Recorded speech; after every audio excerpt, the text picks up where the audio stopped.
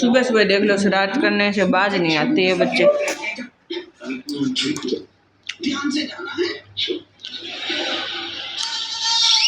नाश्ते में क्या है?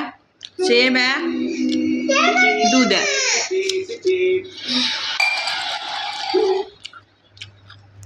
डालो।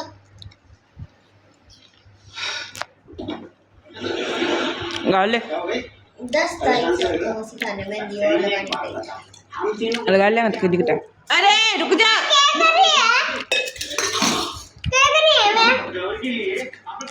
बहुत गंदी करिए था। ले ले खा ले। सेब है। देखो ऐसा है ये तुम लोग बात ये सच है कि रामायण के नाम पे पूछे तुम लोग जानबूझ के पूछे थे यार, इसलिए पूछे थे ताकि पता चले कि रामायण तुम लोगों ने सच में पढ़ी है कि नहीं। हमारी उदारता देखो।